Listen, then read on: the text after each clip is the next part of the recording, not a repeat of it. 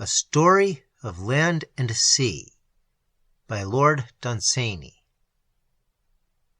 It is written in the first book of wonder how Captain Shard of the bad ship Desperate Lark, having looted the sea-coast of Bombasharna, retired from active life, and resigning piracy to the younger men with the goodwill of the North and South Atlantic, settled down with the captured queen on his floating island. Sometimes he sank a ship for the sake of old times, but he no longer hovered along the trade routes, and timid merchants watched for other men. It was not age that caused him to leave his romantic profession, nor unworthiness of its traditions, nor gunshot wound nor drink, but grim necessity and force majeure. 5 navies were after him. How he gave them the slip one day in the Mediterranean, how he fought with the Arabs, how a ship's broadside was heard in latitude 23 degrees north, longitude 4 degrees east, for the first time and the last, with other things unknown to admiralties, I shall proceed to tell. He had had his fling, had Shard, captain of pirates, and all his merry men wore pearls in their earrings, and now the English fleet was after him under full sail along the coast of Spain, with a good north wind behind them. They were not gaining much on Shard's rakish craft, the bad ship Desperate Lark, yet they were closer than was to his liking, and they interfered with business. For a day and a night they had chased him, when off Cape St. Vincent at about 6 a.m., Shard took a step that decided his retirement from active life. He turned for the Mediterranean.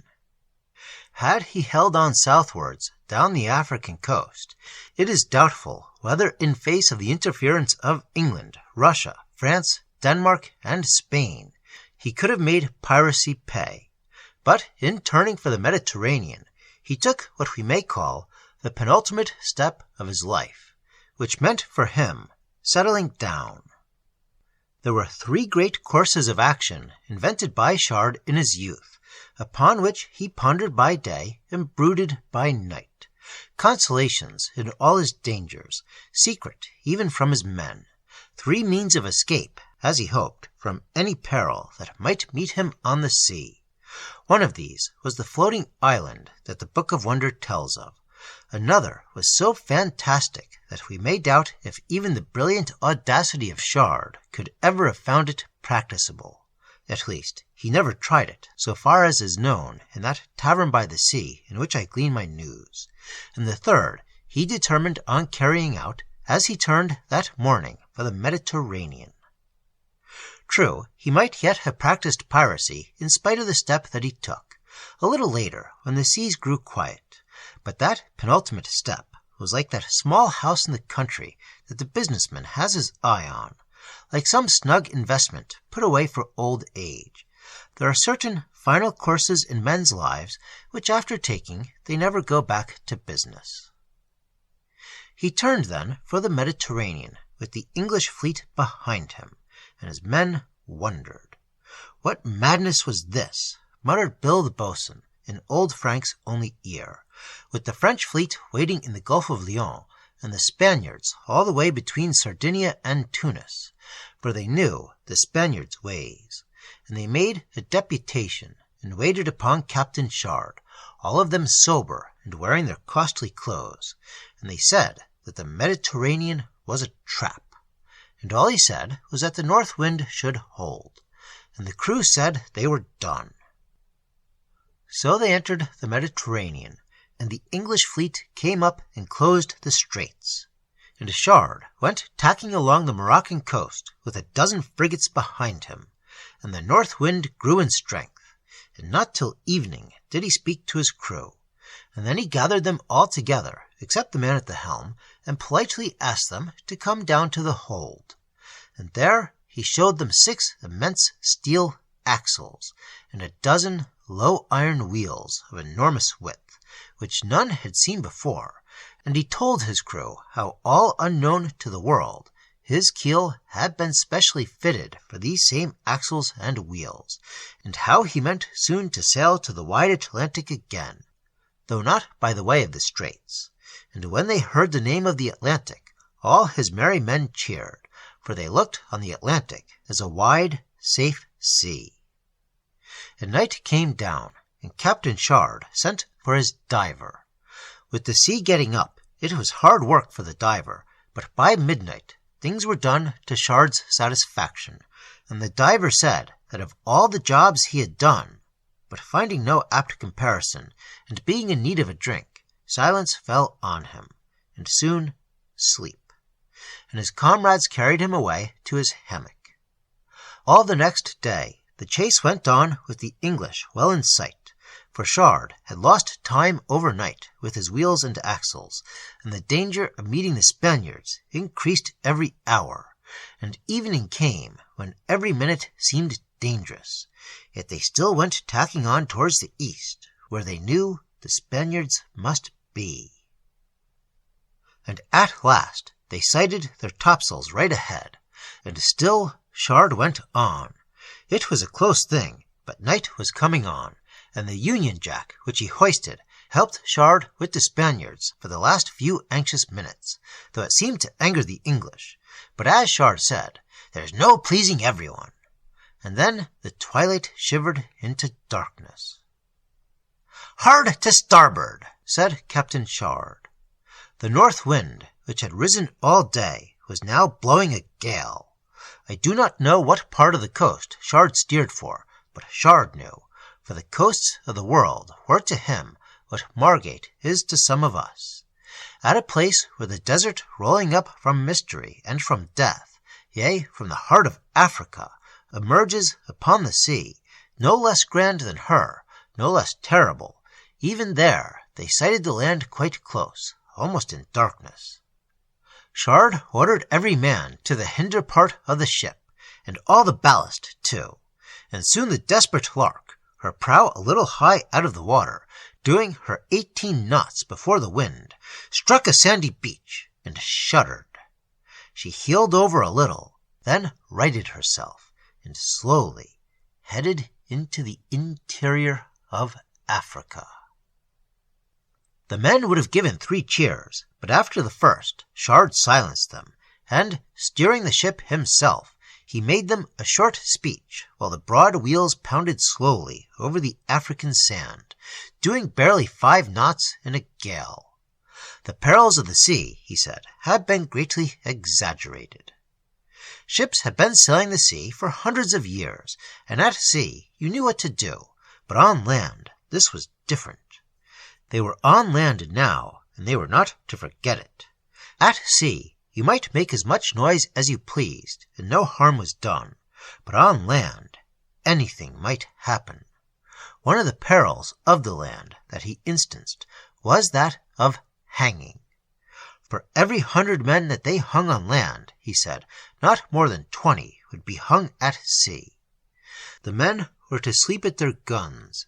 They would not go far that night, for the risk of being wrecked at night was another danger peculiar to the land, while at sea you might sail from set of sun till dawn.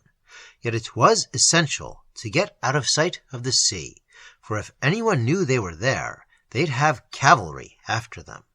And after he sent back Smerdrak, a young lieutenant of pirates, to cover their tracks where they came up from the sea, and the merry men vigorously nodded their heads, though they did not dare to cheer. And presently Smerdrak came running up, and they threw him a rope by the stern. And when they had done 15 knots, they anchored, and Captain Shard gathered his men about him, and, standing by the land wheel in the bows, under the large and clear Algerian stars, he explained his system of steering. There was not much to be said for it. He had, with considerable ingenuity, detached and pivoted the portion of the keel that held the leading axle, and could move it by chains, which were controlled from the land wheel. Thus the front pair of wheels could be deflected at will, but only very slightly, and they afterwards found that in 100 yards they could only turn their ship 4 yards from her course. But let not captains of comfortable battleships, or owners of even yachts, criticize too harshly a man who was not of their time, and who knew not modern contrivances. It should be remembered also that Chard was no longer at sea. His steering may have been clumsy, but he did what he could. When the use and limitations of his land wheel had been made clear to his men, Chard bade them all turn in, except those on watch. Long before dawn he woke them, and by the very first gleam of light they got their ship under way, so that when those two fleets that had made so sure of Chard closed in like a great crescent on the Algerian coast, there was no sign to see of the desperate Lark, either on sea or land, and the flags of the admiral's ship broke out into a hearty English oath. The gale blew for 3 days, and, Chard using more sail by daylight, they scudded over the sands at little less than 10 knots, though on the report of rough water ahead, as the lookout man called rocks, low hills, or uneven surface before he adapted himself to his new surroundings, the rate was much decreased. Those were long summer days, and Chard, who was anxious while the wind held good to outpace the rumor of his own appearance, sailed for 19 hours a day, lying to at 10 in the evening, and hoisting sail again at 3 a.m., when it first began to be light. In those 3 days he did 500 miles. Then the wind dropped to a breeze, though it still blew from the north, and for a week they did no more than 2 knots an hour. The merry men began to murmur then. Luck had distinctly favored Chard at first, for it sent him at 10 knots through the only populous districts, well ahead of crowds, except those who chose to run, and the cavalry were away on a local raid. As for the runners, they soon dropped off when Chard pointed his cannon, though he did not dare to fire, up there near the coast. For much as he jeered at the intelligence of the English and Spanish admirals in not suspecting his maneuver, the only one, as he said, was possible in the circumstances, yet he knew that cannon had an obvious sound, which would give his secret away to the weakest mind. Certainly luck had befriended him, and when it did so no longer, he made out of the occasion all that could be made. For instance, while the wind held good, he had never missed opportunities to re-victual. If he passed by a village, its pigs and poultry were his, and whenever he passed by water, he filled his tanks to the brim. And now that he could only do 2 knots, he sailed all night with a man and a lantern before him. Thus, in that week, he did close on 400 miles, while another man would have anchored at night and have missed 5 or 6 hours out of the 24. Yet his men murmured. Did he think the wind would last forever, they said. And Chard only smoked. It was clear that he was thinking, and thinking hard. But what is he thinking about? Said Bill to Bad Jack. And Bad Jack answered, he may think as hard as he likes, but thinking won't get us out of the Sahara if this wind were to drop. And towards the end of that week, Chard went to his chart room and laid a new course for his ship, a little to the east and towards cultivation. And one day, towards evening, they sighted a village, and twilight came, and the wind dropped altogether. Then the murmurs of the merry men grew to oaths, and nearly to mutiny. Where were they now? They asked, and were they being treated like poor honest men? Chard quieted them by asking what they wished to do themselves, and when no one had any better plan than going to the villagers and saying that they had been blown out of their course by a storm, Chard unfolded his scheme to them. Long ago he had heard how they drove carts with oxen in Africa. Oxen were very numerous in these parts wherever there was any cultivation, and for this reason, when the wind had begun to drop, he had laid his course for the village. That night, the moment it was dark, they were to drive off 50 yoke of oxen. By midnight they must all be yoked up to the bows, and then away they would go at a good round gallop. So fine a plan as this astonished the men, and they all apologized for their want of faith in Chard, shaking hands with him every one, and spitting on their hands before they did so in a token of good will.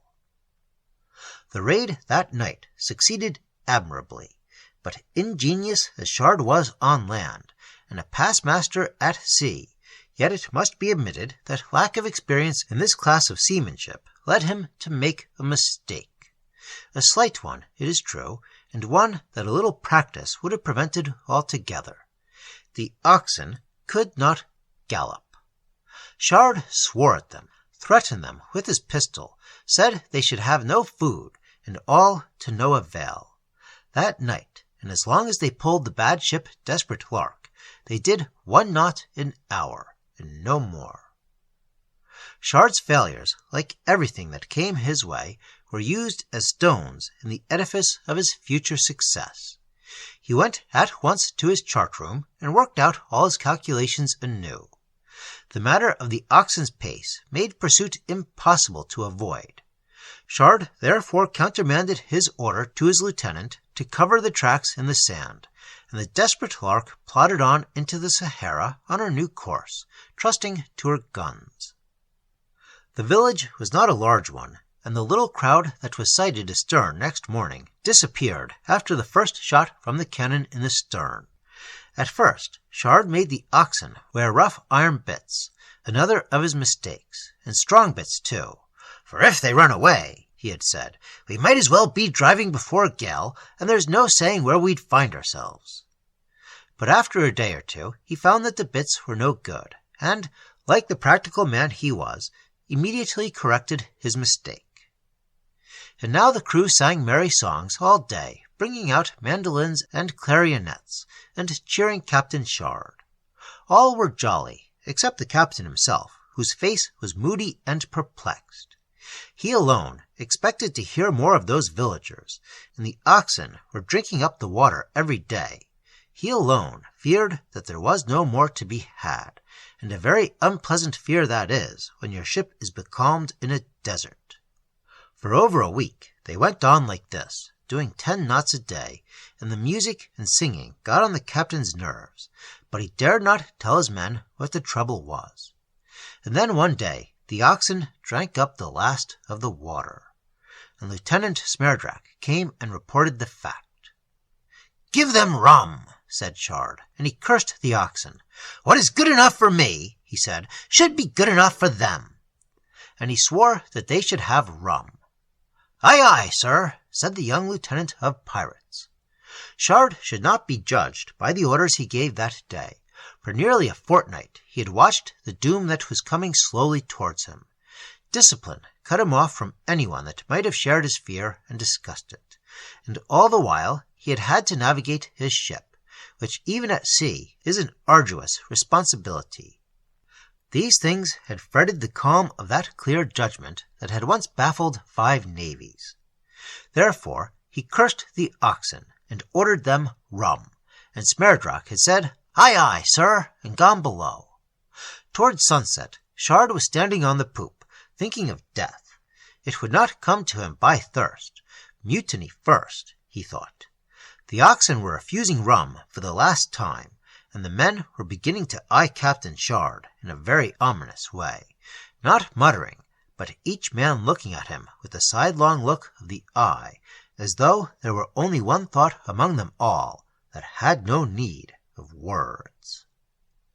A score of geese, like a long letter V, were crossing the evening sky.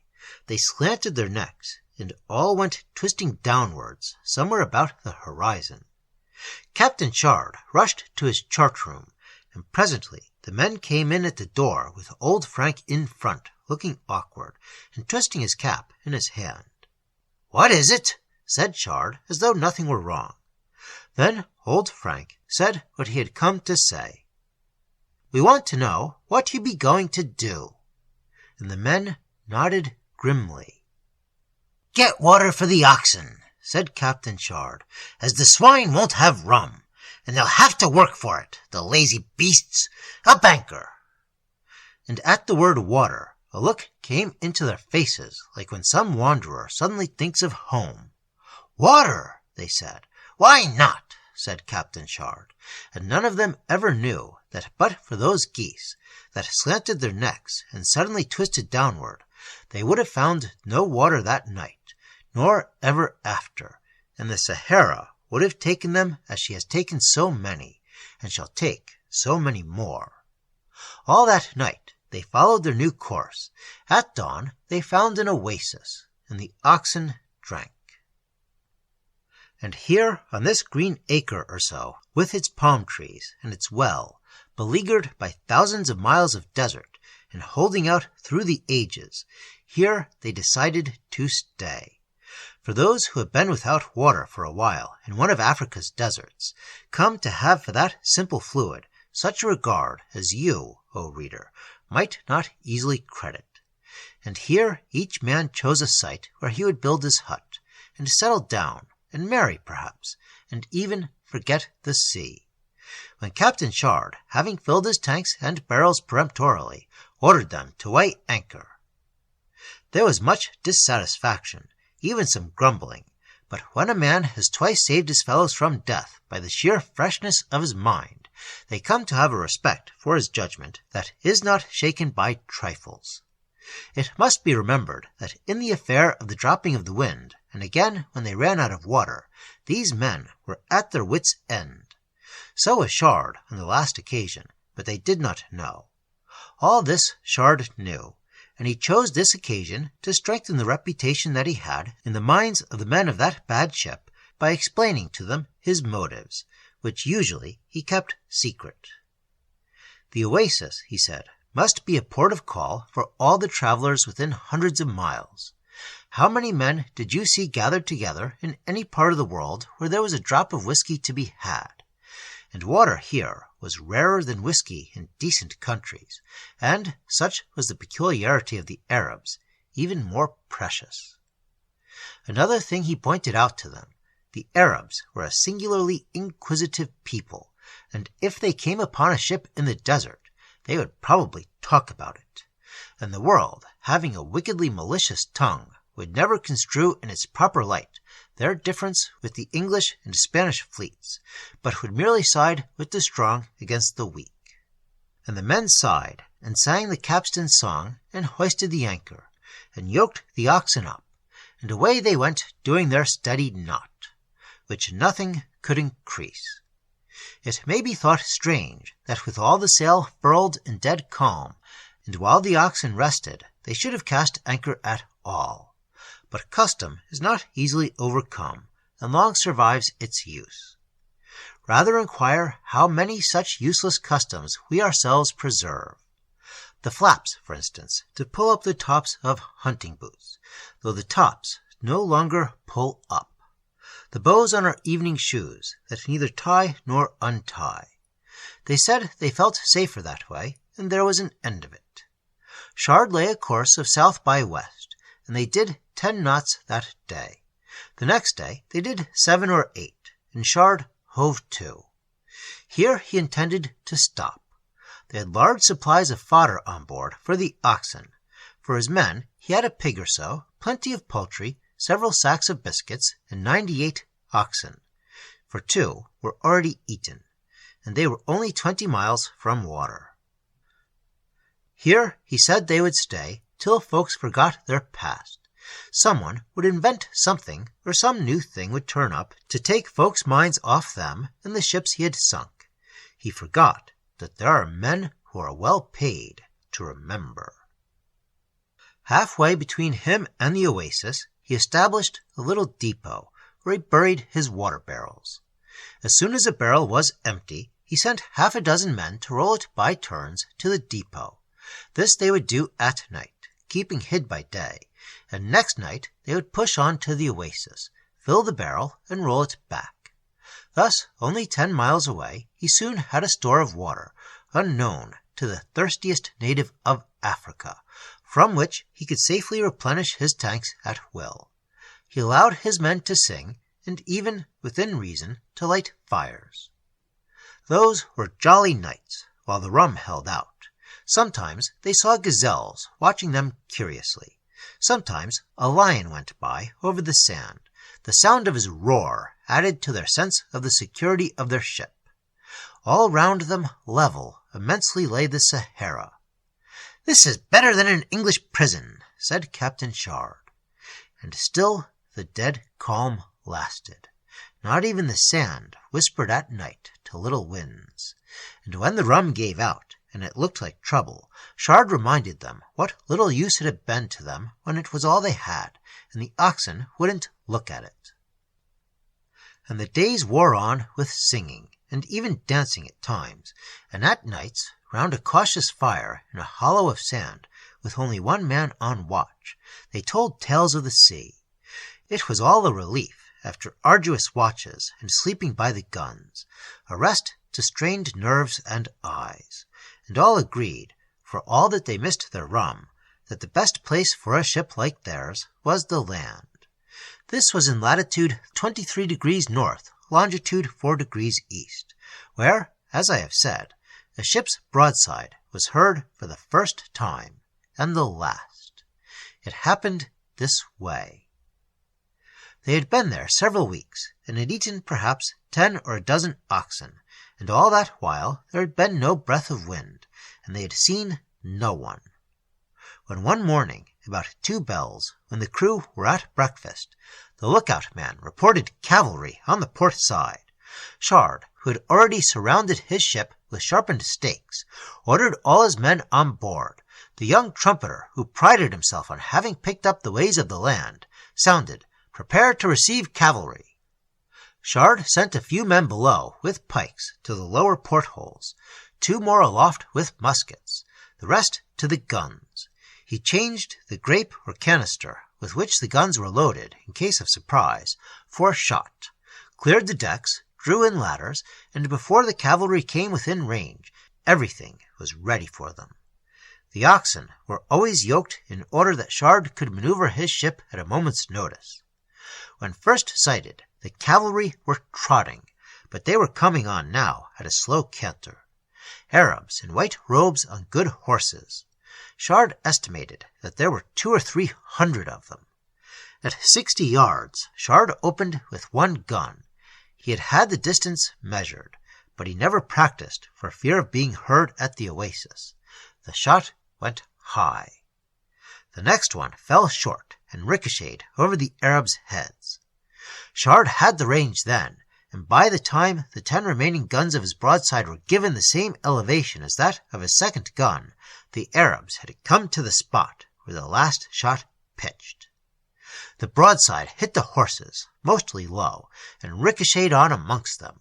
One cannonball, striking a rock at the horse's feet, shattered it and sent fragments flying amongst the Arabs, with the peculiar scream of things set free by projectiles from their motionless, harmless state. And the cannonball went on with them with a great howl. This shot alone killed 3 men. "Very satisfactory," said Shard, rubbing his chin. "Load with grape," he added sharply. The broadside did not stop the Arabs, nor even reduce their speed, but they crowded in closer together, as though for company in their time of danger, which they should not have done. They were 400 yards off now, 350, and then the muskets began, for the 2 men in the crow's nest had 30 loaded muskets, besides a few pistols. The muskets all stood round them, leaning against the rail. They picked them up and fired them one by one. Every shot told, but still the Arabs came on. They were galloping now. It took some time to load the guns in those days. 300 yards, 250. Men dropping all the way, 200 yards. Old Frank, for all his one ear, had terrible eyes. It was pistols now. They had fired all their muskets. 150! Shard had marked the 50s with little white stones. Old Frank and Bad Jack, up aloft, felt pretty uneasy when they saw the Arabs had come to that little white stone. They both missed their shots. "All ready," said Captain Shard. "Aye, aye, sir," said Smerdrack. "Right," said Captain Shard, raising a finger. 150 yards is a bad range at which to be caught by grape, or case, as we call it now. The gunners can hardly miss, and the charge has time to spread. Shard estimated afterwards that he got 30 Arabs by that broadside alone, and as many horses. There were close on 200 of them still on their horses, yet the broadside of grape had unsettled them. They surged round the ship, but seemed doubtful what to do. They carried swords and scimitars in their hands. The most had strange long muskets slung behind them. A few unslung them and began firing wildly.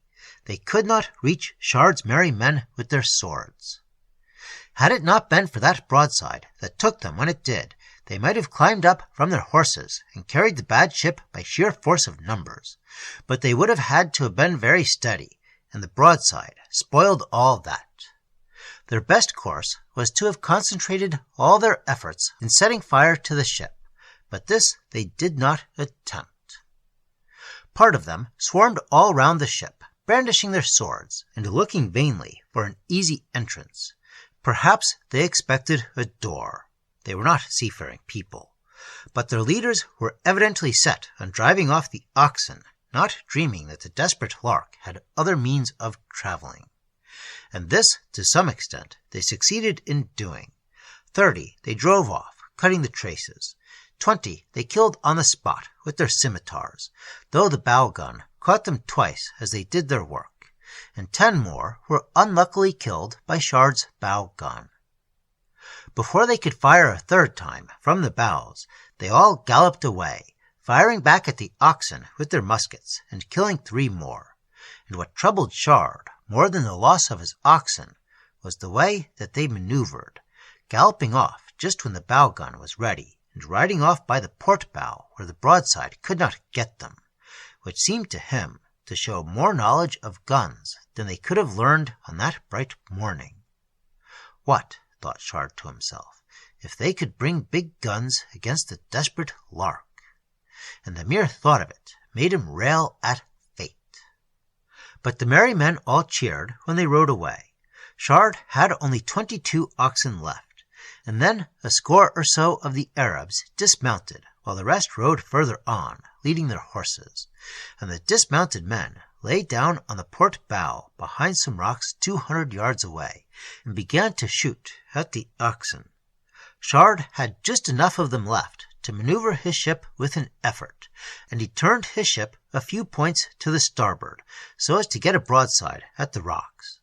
But grape was of no use here, as the only way he could get an Arab was by hitting one of the rocks with shot behind which an Arab was lying, and the rocks were not easy to hit except by chance. And as often as he maneuvered his ship, the Arabs changed their ground. This went on all day, while the mounted Arabs hovered out of range, watching what Chard would do. And all the while the oxen were growing fewer. So good a mark were they, until only 10 were left, and the ship could maneuver no longer. But then they all rode off. The merry men were delighted. They calculated that one way or another they had unhorsed 100 Arabs, and on board there had been no more than 1 man wounded. Bad Jack had been hit in the wrist, probably by a bullet meant for the men at the guns, but the Arabs were firing high. They had captured a horse and had found quaint weapons on the bodies of the dead Arabs and an interesting kind of tobacco. It was evening now, and they talked over the fight, made jokes about their luckier shots, smoked their new tobacco, and sang. Altogether, it was the jolliest evening they'd had, but Chard, alone on the quarter-deck, paced to and fro, pondering, brooding, and wondering. He had chopped off Bad Jack's wounded hand and given him a hook out of store, for Captain does doctor upon these occasions, and Chard, who was ready for most things, kept half a dozen or so of the neat new limbs, and of course a chopper. Bad Jack had gone below, swearing a little, and said he'd lie down for a bit. The men were smoking and singing on the sand, and Chard was there alone. The thought that troubled Chard was, what would the Arabs do? They did not look like men to go away for nothing, and at back of all his thoughts was one that reiterated, guns, guns, guns. He argued with himself that they could not drag them all that way on the sand, that the desperate Lark was not worth it, that they had given it up. Yet he knew in his heart that that was what they would do. He knew there were fortified towns in Africa, and as for it being worth it, he knew there was no pleasant thing left now to those defeated men except revenge. And if the desperate Lark had come over the sand, why not guns? He knew that the ship could never hold out against guns and cavalry. A week, perhaps, 2 weeks, even 3. What difference did it make how long it was? And the men sang. Away we go, a-ho, a-ho, a-ho, a drop of rum for you and me, and the world's as round as the letter O, and round it runs the sea. A melancholy settled down on Shard. About sunset, Lieutenant Smerdrak came up for orders. Shard ordered a trench to be dug along the port side of the ship. The men wanted to sing and grumbled at having to dig, especially as Shard never mentioned his fear of guns, but he fingered his pistols, and in the end Shard had his way. No one on board could shoot like Captain Shard. That is often the way with captains of pirate ships. It is a difficult position to hold. Discipline is essential to those who have the right to fly the skull and crossbones, and Shard was the man to enforce it. It was starlight by the time the trench was dug to the captain's satisfaction, and the men that it was to protect when the worst came to the worst swore all the time as they dug. And when it was finished, they clamored to make a feast of some of the killed oxen, and this Shard let them do. And they lit a huge fire for the first time, burning abundant scrub, they thinking that the Arabs daren't return, Shard knowing that concealment was now useless. All that night they feasted and sang, and Shard sat up in his chart-room making his plans. When morning came, they rigged up the cutter, as they called the captured horse, and told off her crew. As there were only 2 men that could ride at all, these became the crew of the cutter. Spanish Dick and Bill the boatswain were the 2. Shard's orders were that turn and turn about, they should take command of the cutter and cruise about 5 miles off to the northeast all the day, but at night they were to come in. And they fitted the horse up with the flagstaff in front of the saddle so that they could signal from her, and carried an anchor behind for fear she should run away. And as soon as Spanish Dick had ridden off, Shard sent some men to roll all the barrels back from the depot where they were buried in the sand, with orders to watch the cutter all the time, and, if she signaled, to return as fast as they could. They buried the Arabs that day, removing their water bottles and any provisions they had, and that night they got all the water barrels in, and for days nothing happened. One event of extraordinary importance did indeed occur. The wind got up one day, but it was due south, and as the oasis lay to the north of them, and beyond that they might pick up the camel track, Shard decided to stay where he was.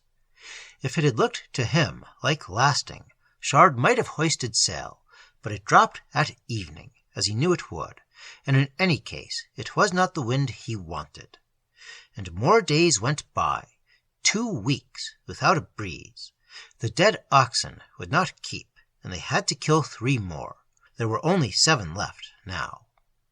Never before had the men been so long without rum, and Captain Shard had doubled the watch besides making 2 more men sleep at the guns. They have tired of their simple games, and most of their songs, and their tales that were never true, were no longer new. And then one day the monotony of the desert came down upon them. There is a fascination in the Sahara. A day there is delightful, a week is pleasant, a fortnight is a matter of opinion, but it was running into months. The men were perfectly polite, but the boatswain wanted to know when Shard thought of moving on. It was an unreasonable question to ask of the captain of any ship in a dead calm in a desert, but Shard said he would set a course and let him know in a day or 2. And a day or 2 went by over the monotony of the Sahara, who for monotony is unequaled by all the parts of the earth. Great marshes cannot equal it, nor plains of grass, nor the sea. The Sahara alone lies unaltered by the seasons, She has no altering surface, no flowers to fade or grow. Year in, year out, she is changeless for hundreds and hundreds of miles. And the boatswain came again and took off his cap and asked Captain Shard to be so kind as to tell them about his new course. Shard said he meant to stay until they had eaten 3 more of the oxen, as they could only take 3 of them in the hold. There were only 6 left now. But what if there was no wind, the boatswain said, and at that moment the faintest breeze from the north ruffled the boatswain's forelock as he stood with his cap in his hand. "Don't talk about the wind to me," said Captain Shard, and Bill was a little frightened, for Shard's mother had been a gypsy. But it was only a breeze astray, a trick of the Sahara, and another week went by, and they ate 2 more oxen. They obeyed Captain Shard ostentatiously now, but they wore ominous looks. Bill came again, and Shard answered him in Romani. Things were like this one hot Sahara morning when the cutter signaled. The lookout man told Shard, and Shard read the message. "Cavalry astern," it read, and then a little later she signaled, "with guns." "Ah," said Captain Shard. One ray of hope Shard had. The flags on the cutter fluttered. For the first time for 5 weeks, a light breeze blew from the north. Very light, you hardly felt it. Spanish Dick rode in and anchored his horse to starboard, and the cavalry came on slowly from the port. Not till the afternoon did they come in sight, and all the while that little breeze was blowing. "1 knot," said Shard at noon. 2 knots, he said at 6 bells, and still it grew, and the Arabs trotted nearer. By 5 o'clock, the merry men of the bad ship Desperate Lark could make out 12 long, old-fashioned guns on low-wheeled carts dragged by horses, and what looked like lighter guns carried on camels. The wind was blowing a little stronger now. "Shall we hoist sail, sir?" said Bill. "Not yet," said Shard. By 6 o'clock, the Arabs were just outside the range of cannon, and there they halted. Then followed an anxious hour or so, but the Arabs came no nearer. They evidently meant to wait till dark to bring their guns up. Probably they intended to dig an epaulement from which they could safely pound away at the ship. "We could do 3 knots," said Shard half to himself, as he was walking up and down his quarter-deck with very fast, short paces. And then the sun set, and they heard the Arabs praying, and Shard's merry men cursed at the top of their voices to show that they were as good as men as they. The Arabs had come no nearer, waiting for night. They did not know how Shard was longing for it too. He was gritting his teeth and sighing for it. He even would have prayed, but that he feared that it might remind heaven of him and his merry men. Night came, and the stars. "Hoist sail!" said Shard. The men sprang to their places. They had had enough of that silent, lonely spot. They took the oxen on board and let the great sails down, and like a lover coming from oversea, long dreamed of, long expected, like a lost friend seen again after many years, the north wind came into the pirates' sails. And before Shard could stop it, a ringing English cheer went away to the wondering Arabs. They started off at 3 knots, and soon they might have done 4, but Shard would not risk it at night. All night the wind held good, and doing 3 knots from 10 to 4, they were far out of sight of the Arabs when daylight came. And then Shard hoisted more sail, and they did 4 knots, and by 8 bells they were doing 4½ The spirits of those volatile men rose high, and discipline became perfect. So long as there was wind in the sails and water in the tanks, Captain Shard felt safe, at least from mutiny. Great men can only be overthrown while their fortunes are at their lowest. Having failed to depose Shard when his plans were open to criticism, and he himself scarce knew what to do next, it was hardly likely they could do it now. And whatever we think of his past and his way of living, we cannot deny that Chard was among the great men of the world. Of defeat by the Arabs he did not feel so sure. It was useless to try and cover his tracks, even if he had had time. The Arab cavalry could have picked them up anywhere, and he was afraid of their camels with those light guns on board. He had heard they could do 7 knots, and keep it up most of the day, and if as much as one shot struck the main mast. And Chard, taking his mind off useless fears, worked out on his chart when the Arabs were likely to overtake them. He told his men that the wind would hold good for a week, and gypsy or no, he certainly knew as much about the wind as is good for a sailor to know. Alone in his chart room, he worked it out like this. Mark 2 hours to the good for surprise in finding the tracks and delay in starting. Say 3 hours if the guns were mounted in their epaulements. Then the Arabs should start at 7. Supposing the camels go 12 hours a day at 7 knots, they would do 84 knots a day, while Chard, doing 3 knots from 10 to 4 and 4 knots the rest of the time, was doing 90 and actually gaining. But when it came to it, he wouldn't risk more than 2 knots at night while the enemy were out of sight, for he rightly regarded anything more than that as dangerous when sailing on land at night, so he did 84 knots a day. It was a pretty race.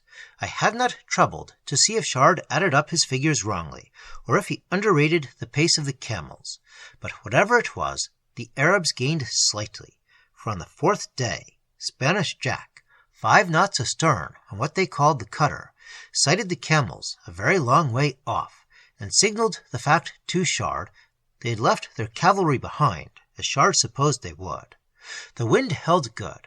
They had still 2 oxen left, and could always eat their cutter, and they had a fair, though not ample, supply of water. But the appearance of the Arabs was a blow to Chard, for it showed him that there was no getting away from them, and of all things he dreaded guns. He made light of it to the men, said they would sink the lot before they had been in action half an hour. Yet he feared that once the guns came up, it was only a question of time before his rigging was cut or his steering gear disabled. One point the desperate Lark scored over the Arabs, and a very good one too. Darkness fell just before they could have sighted her, and now Chard used the lantern ahead as he dared not do on the first night when the Arabs were close, and with the help of it managed to do 3 knots. The Arabs encamped in the evening, and the desperate Lark gained 20 knots. But the next evening they appeared again, and this time they saw the sail of the desperate Lark. On the 6th day they were close. On the 7th they were closer. And then a line of verdure across their bows. Chard saw the Niger River. Whether he knew that for 1,000 miles it rolled its course through the forest, whether he even knew that it was there at all, what his plans were, or whether he lived from day to day like a man whose days are numbered, he never told his men. Nor can I get any indication on this point from the talk that I hear from sailors in their cups in a certain tavern I know of. His face was expressionless, his mouth shut, and he held the ship to her course. That evening they were up to the edge of the tree trunks, and the Arabs camped and waited 10 knots astern, and the wind had sunk a little. There Chard anchored a little before sunset, and landed at once. At first he explored the forest a little on foot. Then he sent for Spanish Dick. They had slung the cutter on board some days ago, when they found she could not keep up. Chard could not ride, but he sent for Spanish Dick, and told him he must take him as a passenger. So Spanish Dick slung him in front of the saddle, before the mast, as Chard called it, for they still carried a mast on the front of the saddle, and away they galloped together. "Rough weather," said Chard, but he surveyed the forest as he went, and the long and short of it was he found a place where the forest was less than half a mile thick, and the desperate Lark might get through. But 20 trees must be cut. Chard marked the trees himself, sent Spanish Dick right back to watch the Arabs, and turned the whole of his crew on those 20 trees. It was a frightful risk. The desperate Lark was empty, with an enemy no more than 10 knots astern. But it was a moment for bold measures, and Shard took the chance of being left without his ship in the heart of Africa, in the hope of being repaid by escaping altogether. The men worked all night on those 20 trees, those that had no axes, bored with bradawls and blasted, and then relieved those that had. Shard was indefatigable. He went from tree to tree, showing exactly what way every one was to fall, and what was to be done with them when they were down. Some had to be cut down because their branches would get in the way of the masts, others because their trunks would be in the way of the wheels. In the case of the last, the stumps had to be made smooth and low with saws, and perhaps a bit of the trunk sawn off and rolled away. This was the hardest work they had, and they were all large trees. On the other hand, had they been small, there would have been many more of them, and they could not have sailed in and out, sometimes for hundreds of yards, without cutting any at all. And all this Shard calculated on doing, if only there was time. The light before dawn came, and it looked as if they would never do it at all. And then dawn came, and it was all done but one tree. The hard part of the work had all been done in the night, and a sort of final rush cleared everything up except that one huge tree. And then the cutter signaled the Arabs were moving. At dawn they had prayed, and now they had struck their camp. Shard at once ordered all his men to the ship, except 10 whom he left at the tree. They had some way to go, and the Arabs had been moving some 10 minutes before they got there. Shard took in the cutter, which wasted 5 minutes, hoisted sail short-handed, and that took 5 minutes more, and slowly got under way. The wind was dropping still, and by the time the desperate Lark had come to the edge of that part of the forest through which Shard had laid his course, the Arabs were no more than 5 knots away. He had sailed east half a mile, which he ought to have done overnight so as to be ready, but he could not spare time or thought or men away from those 20 trees. Then Shard turned into the forest, and the Arabs were dead astern. They hurried when they saw the desperate Lark enter the forest. "Doing 10 knots," said Shard, as he watched them from the deck. The desperate Lark was doing no more than 1.5 knots, for the wind was weak under the lee of the trees. Yet all went well for a while. The big tree had just come down some way ahead, and the 10 men were sawing bits off the trunk. And then Shard saw a branch that he had not marked on the chart. It would just catch the top of the mainmast.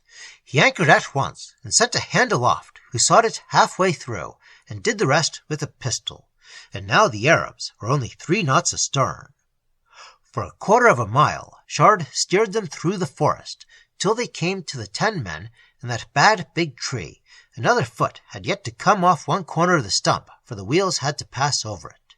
Shard turned all hands on to the stump, and it was then that the Arabs came within shot. But they had to unpack their gun, and before they had it mounted, Shard was away. If they had charged, things might have been different. When they saw the desperate Lark under way again, the Arabs came on to within 300 yards, and there they mounted 2 guns.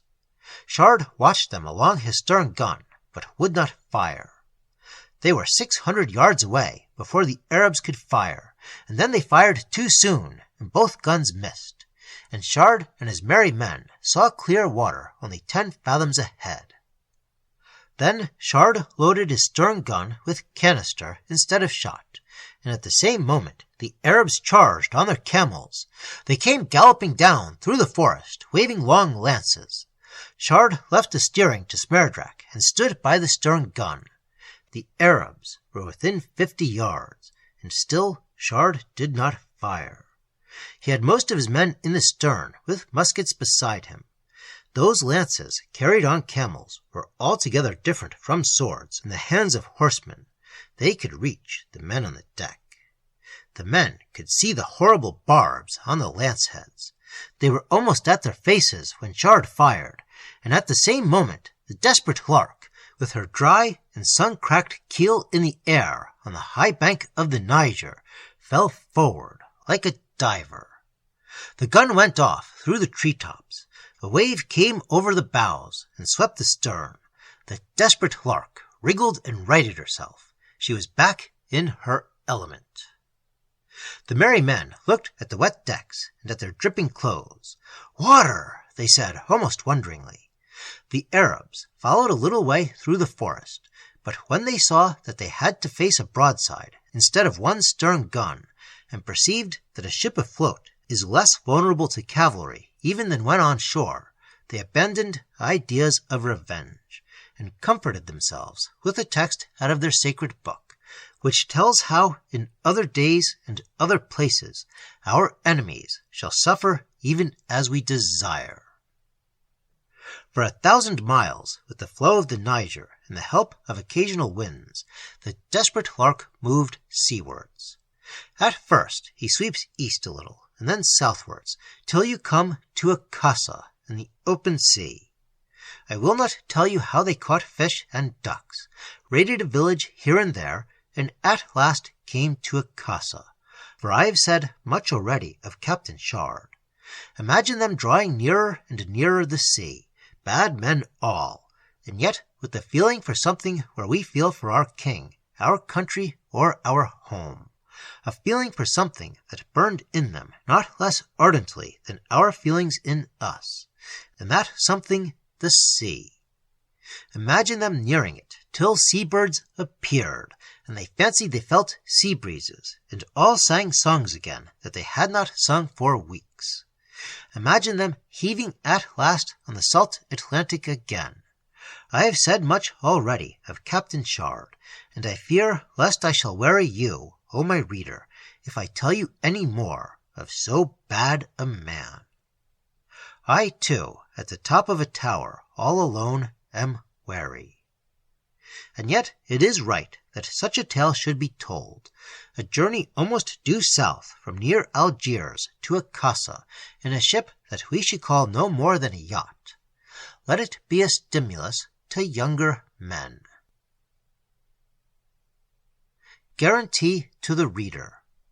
Since writing down for your benefit, O my reader, all this long tale that I heard in the tavern by the sea, I have travelled in Algeria and Tunisia, as well as in the desert. Much that I saw in those countries seems to throw doubt on the tale that the sailor told me. To begin with, the desert does not come within hundreds of miles of the coast, and there are more mountains to cross than you would suppose, the Atlas Mountains in particular. It is just possible Shard might have got through El Kantara, following the camel road, which is many centuries old, or he may have gone by Algiers and Bausada, and through the mountain pass El Finita Dem, though that is a bad enough way for camels to go, let alone bullocks with a ship, for which reason the Arabs call it Finita Dem, the path of blood. I should not have ventured to give this story the publicity of print, had the sailor been sober when he told it, for fear that he should have deceived you, O my reader. But this was never the case with him, as I took good care to ensure. In vino veritas is a sound old proverb, and I never had cause to doubt his word, unless that proverb lies. If it should prove that he deceived me, let it pass. But if he has been the means of deceiving you, there are little things about him that I know. The common gossip of that ancient tavern, whose leaded bottle-glass windows watch the sea, which I will tell at once to every judge of my acquaintance, and it will be a pretty race to see which of them will hang him. Meanwhile, O my reader, believe the story, resting assured that if you are taken in, the thing shall be a matter for the hangman.